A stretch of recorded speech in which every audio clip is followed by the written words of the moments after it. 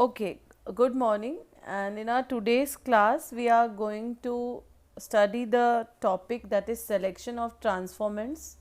So first of all, again I am going to revise the definition of transformation. The process by which the DNA fragment or recombinant DNA enters into bacterial cell is called transformation, and this recombinant DNA is entering into the host cell through the vector or plasmid.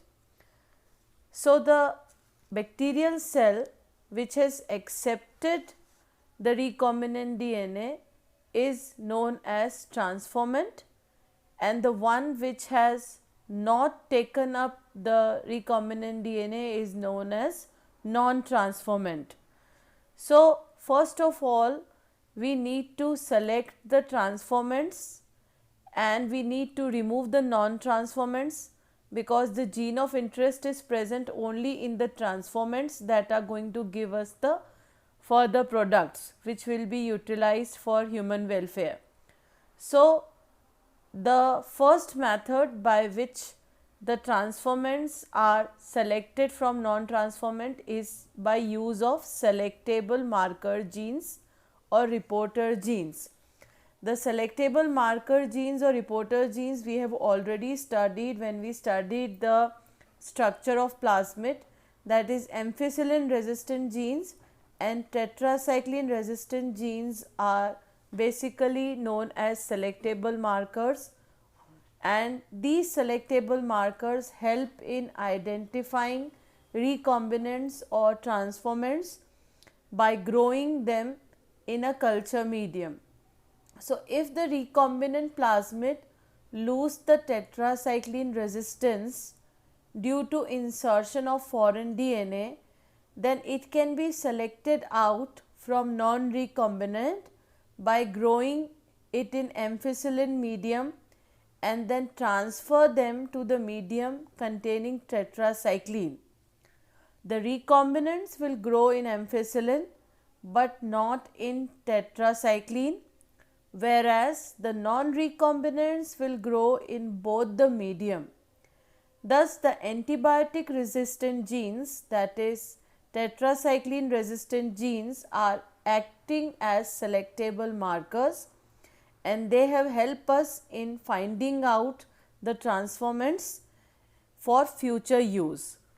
The another method which includes the selection of transformants and non-transformants is the color reaction, blue-white selection or color reaction.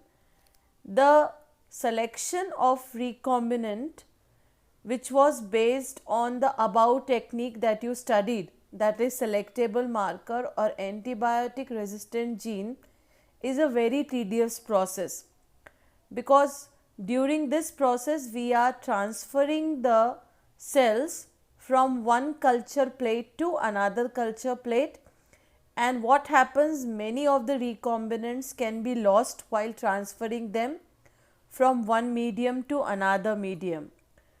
So, the new technique was developed where the color development was seen. The chromogenic material was used here, and this chromogenic material produced the white and blue color colonies. On the basis of the color produced by the recombinants, the selection of the individual was done. Now, what is done here? The colored material or the chromogenic material is used, and this method is based on insertional inactivation of LEC-Z gene present on the vector. The Z gene code for beta galactosidase, which can leave a colorless synthetic substrate alpha galactosidase into blue color product. In this, LEC-Z gene is inactivated and development of blue color will be prevented.